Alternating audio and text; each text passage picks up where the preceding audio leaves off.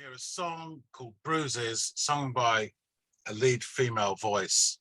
I mean, immediately I just think domestic abuse, But I'm wondering whether it was a generalization about situations that give you bruises or a particular personal event.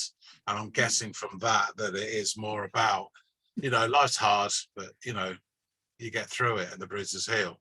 Yeah, I think it's more it's a wider net that's cast Yeah, that can be fair enough. applicable to a few different things, but all things that are overcoming something and seeing something through to the end and not giving up, because the act of perseverance and coming out on the other side is where the beauty is, or where why the celebration should take place. It's showtime, folks.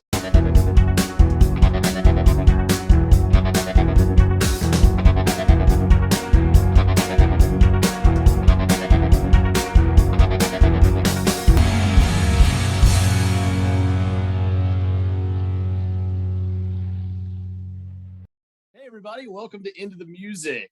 I am Andy, and that gentleman over there wearing is that an AC/DC shirt, is John. And we will be covering a song today that I'm going to offer up to him in hopes that he likes it. John, you game? Excuse me? I said, are you game? Yes, I am game. Excellent, excellent. Sorry, I'll stick to It has very different literal meanings. Fair enough. I should think about that before I just go throwing out colloquialisms that mean one thing here and a far other thing where you are. Yeah, but, you and your fanny bags, I don't know. Yeah, you and your bum bags, which sounds like something you wear post-surgery for a while. So the band I have for you is called Band of SKULLS. Are you familiar with them? No, I'm not.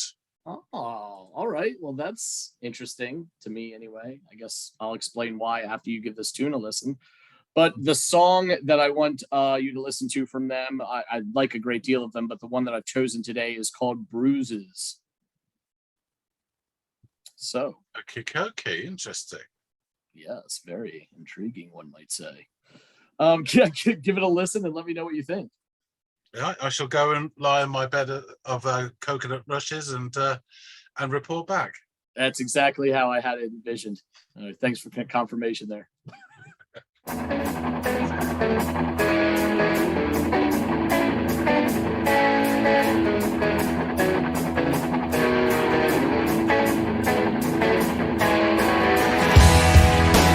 Take this ride and let's go. One and all, I wish that I could give you more. Gonna have to break the law. I've got more to give than I first thought to give. Wow, the vocals are not what I expected at all. They've almost got like a country twang to them. Yeah, that's not what I was expecting at all. Interesting. We'll have to make a pact or something like that. Something good, a little trouble in your neighborhood, or understanding that you're understood. Oh, I kinda wish you would give yourself to the world. Oh, that's not fair. I don't know if that was a chorus or whatever, but it's 2 lines. Really nice chunky guitar, and her vocals changed then to what I was expecting. And I have to say, just immediately, that I really preferred those 2 lines more than the preceding ones. We shall plough on and see what ensues.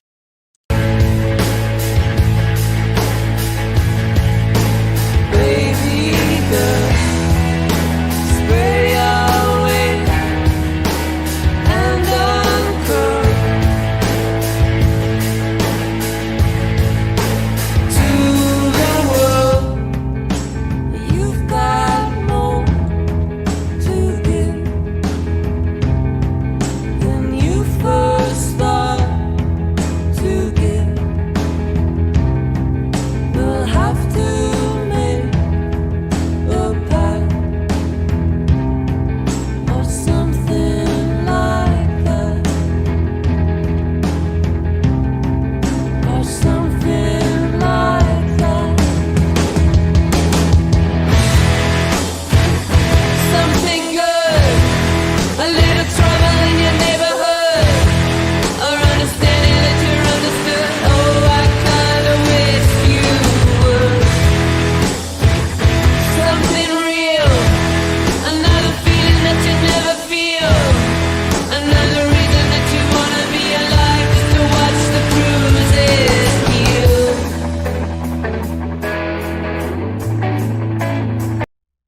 Sorry, that chorus bit more this time is it's a lot more interesting. Not to say that the other bits of the song are bad, but even the way she's singing, the way the lines scanned were more interesting, sort of sweeping and packing words in and then putting them out again. Yeah, that was really good. I have no idea. Let's listen to it again. Or understanding that you're understood. Oh, I kinda wish you would. Something real, another feeling that you never feel, another reason that you wanna be alive, just to watch the bruises heal.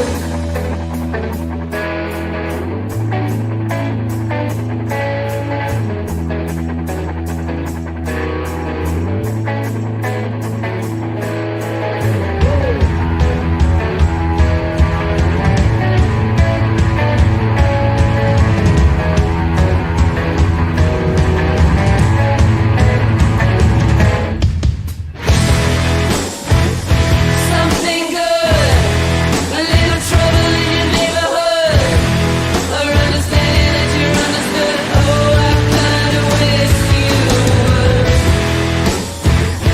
Something real, another feeling that you never feel, another reason that you wanna be alive, just to watch the bruises heal.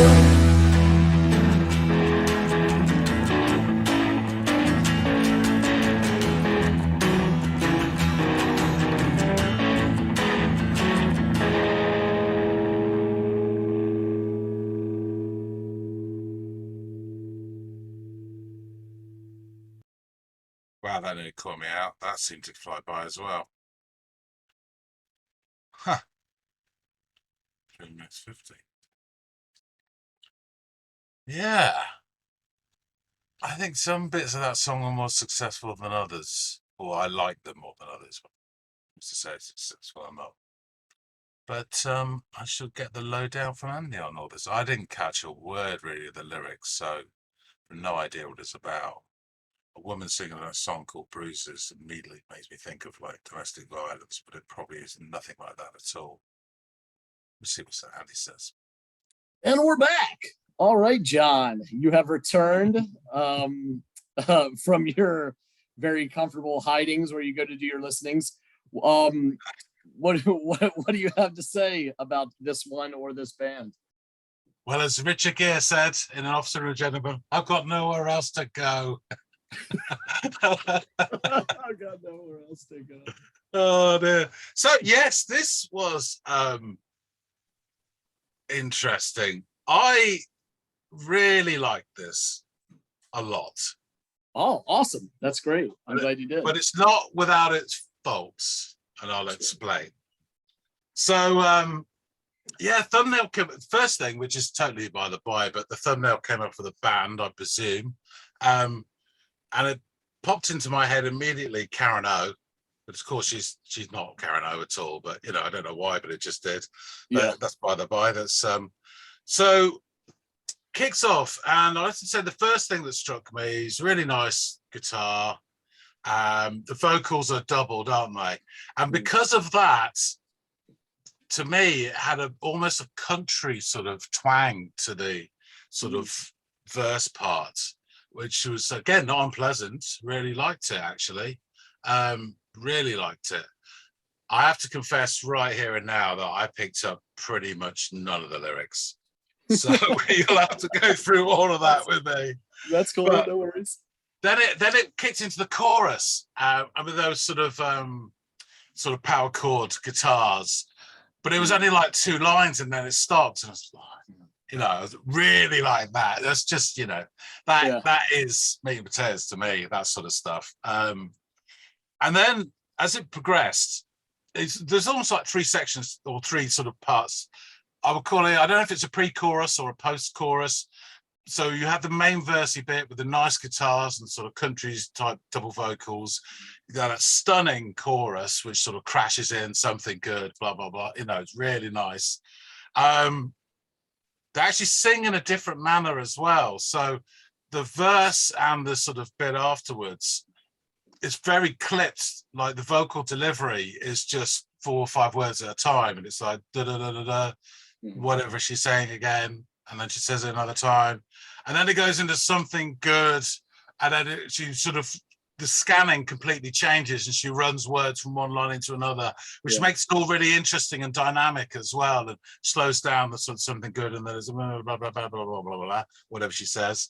And I really like that. And then it goes to the part where it sort of cuts right down to the bare bones, and it's a drum, and I think it's a bass, just and I just didn't like that part as much, and it seemed to stop the momentum each time. So if it was just the verse and the chorus versus the chorus, this would be an absolute Bobby Dazzler.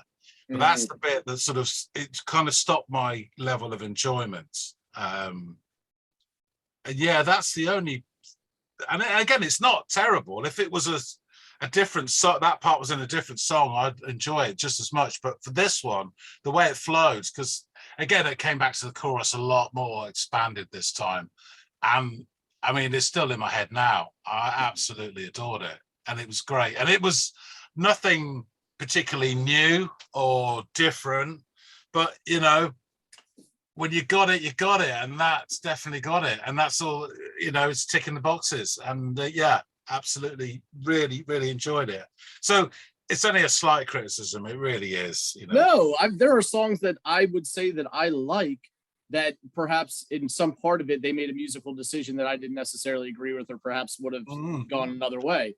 But that doesn't, it doesn't at that point blow the whole empire up. I mean, it's still, it's still good. It's still a good song. And that's a completely valid point that you make. So yes, and there are songs where they've done that and it has blown it for me. But this was not one of them, definitely. Cool. So again, this is one I would listen to again. Really enjoyed it. I am guessing from the way they sounded, using my vast musical knowledge, that I've got a feeling they're British. Yeah, which is you may or may not have taken the whole me being a little surprised that you'd never heard of the band as a bit of a hint too. But you're absolutely right, and they do have that sound about them. But yeah, they're from I think it's Southampton. Oh right. Yeah. So I'm not as up with music now as I was, when I was 30, but I'm struggling to think of another band out of Southampton. There's probably hundreds. Somebody in the comments just list them all. But it's just one of those places. It's weird. South Coast. I mean, you get a lot of bands out of Brighton. Yeah, that's what I think. When I think of the South and music scenes, Brighton is one of the first places I think of outside of like London proper. Yeah, I mean, it's the London Brighton run is famous, and people still, all the time. And Brighton has a very vibrant sort of nighttime life there, and a real tradition of live music. It's a bit like Bristol. They do things differently over there as well. Southampton's not a place I'm familiar with, but yeah, I'm surprised. Someone's got to come from there, I guess. Yeah, exactly. It's only a matter of time, right?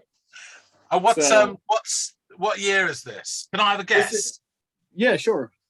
I've no idea at all. I'd say that they missed the boat in terms of the sort of, revival. So I'd say it's a latter part. I'd say something like 2008 to 2012, something like that chunk. How wrong am I? You're not actually. Well, you're wrong on the band, but not as it relates to this song. The band has been around since, I think their first album came out in 2009, so they probably were together and doing their thing for a little bit before that, right? So 8 maybe. But this album is their second album. This song's off their second album, which is called Sweet Sour, and that album came out in 2012. So they're they're kind of, I mean, and if all you had as your sort of anything to base that whole supposition off of being this one song, you were there because it was February of 12 when this album came out, I'm pretty sure. So I think you can sometimes date stuff because of the production sounding according to the genre. Certain genres move in certain styles through the years, and so if you listen to sort of R&B stuff, you could tell what year it was really based on the production, and this is kind of one of those.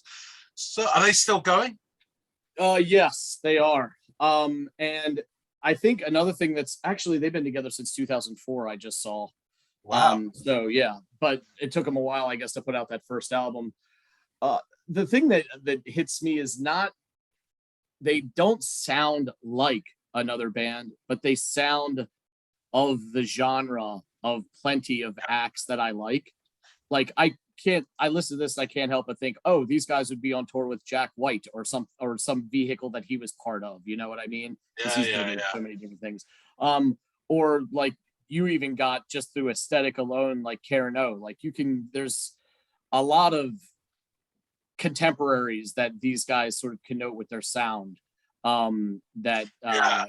I think is another reason. Well, I don't know if it's why I like them, or maybe that's less causation and more correlation, but either way, they clearly fit into a grouping or a sound that I like, which is why when I first heard them, I heard some stuff off their first album, didn't buy it, but was intrigued.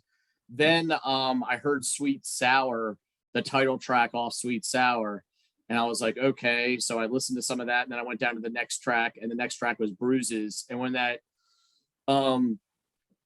feel good, trouble in your neighbor, that part hits and all those drums come in, I was like, oh shit, okay. I'm gonna download this album, and there's like 4 or 5 other tracks on this that I really like also. So this was for me, like, they really hit their stride with their second album, and it's the one that I would recommend most to people who wanted to kind of look into some of their stuff, because it's fun and it's good and it's energetic and it's got that guitar that just jumps out at you. And for a 3-person act, you're getting a lot of sound for 3 people. And I know production can do a lot, but I've seen live performances where they look like they're holding their own and fill in the gaps and everything, and it's just a well-rounded sound for a 3-person group. And I love the harmonies. You don't get that enough in music, where you get like the male female harmonization dynamics, and that was another thing that really drew me to them. Yeah, I mean, exactly what you said. When I said it ticks all the boxes, it's over music, but it's definitely, they have their own sound. I wouldn't say this is a Me Too band, and probably a lot of that is that male-female harmony, which gave that verse, especially that real sort of interesting twang to it. She's got a decent voice, definitely, because the chorus is all her, isn't it? Well, yeah, from memory. Yeah, for sure. No, they're impressive, and well, I can believe I haven't heard of them. Depends how successful they are, but I say contemporary music. I think I told you before, sort of 2007 or something like that. It's when I stopped being obsessed with new music, and I sort of went backwards, looking back at old music. So anything from 2006 onwards, I'm sketchy. I mean, there's obviously certain stuff that's really obvious, but stuff like this passed me by, unfortunately. But not anymore. Yeah. And this is sort of when I reopened my mind to music, because the early 2000s, like coming out of high school and college, like I began to mature a bit, and all the stuff that, a lot, not all, but some of the stuff that I gravitated towards, all its appeal had worn off and was no longer applicable to me. And it also, I noticed I was easier, like the veil had been lifted and I could better like be like, oh, that's a really formulaic bullshit song that's kind of vapid and not really worth anything. And I've just kind of like let that go. And I was like, well, shit, now I've got this huge void to fill. And that was right when the revival kind of started. And I was like, I love all this stuff. This is everything That's good timing for you. that I just let go of. What's that? That's really good timing for you then, wasn't it? Yes, it really was. And I think like it was why it kind of happened to begin with, because so many people, like there's a whole generation of people that had just been saturated and overproduced crap and, butt rock and all this awful stuff that was all over the FM radio here in the States. And then, these indie bands that really started to use the internet to build their own brand and everything sort of came around. And it was just like, this is a whole new paradigm shift that I'm really want to be a part of. And these guys were, one of those bands that I identified during that time, or came on my radar. And the one, I think the other, besides just the loud guitars and the chorus and everything that I found so charming about this song, this hook or this line, something real, another feeling that you never feel, another reason that you want to be alive just to watch the bruises heal. I love that line. Stick around to watch the bruises heal, as if recovering from a setback is part of the joy and celebration when you've overcome it, and to stick around and get through that. And it can mean a lot of different things to a lot of different circumstances, that it speaks universally to, I think. And that line was like, oh man, that's just great. I did wonder about that, because I think I've said the reaction, my first thoughts when you hear a song called Bruises sung by a lead female voice, I mean, immediately I just think domestic abuse, but I'm wondering whether it was a generalization about situations that give you bruises, or a particular personal event. And I'm guessing from that it is more about, life's hard, but you get through it and the bruises heal. Yeah, I think it's more, it's a wider net that's cast, that can be applicable to a few different things, but all things that are overcoming something and seeing something through to the end and not giving up, because the act of perseverance and coming out on the other side is where the beauty is, or where why the celebration should take place. So yeah, that really just resonated with me. Love the idea behind it, and the metaphor of bruises healing and all that fun stuff. So, and just circling back to what you said earlier about how your musical preferences changed. I think it's true that a lot of music, not all, that a lot of music is of its time, and how you relate to it is of your time. So there's certain stuff you probably do need to listen to when you're 15 or 20 or 30. But there is certain stuff that's always timeless, But having said that, and I speak from experience here, if you circle back to some shite that you listened to when you were 15, when you get to 40 or 50, actually some of it is actually hugely nostalgic and really good fun, but some of it you see in a different light from 35 years or whatever later, and you maybe get that song in a different way. It may be for camp value, or it's a different perspective. And so I wouldn't say go rush out and listen to all your old stuff again, but there'll be a point when you do, and you'll suddenly really like this stuff again, or that stuff again, or I was right to throw that away, Blink one. It probably, I was right.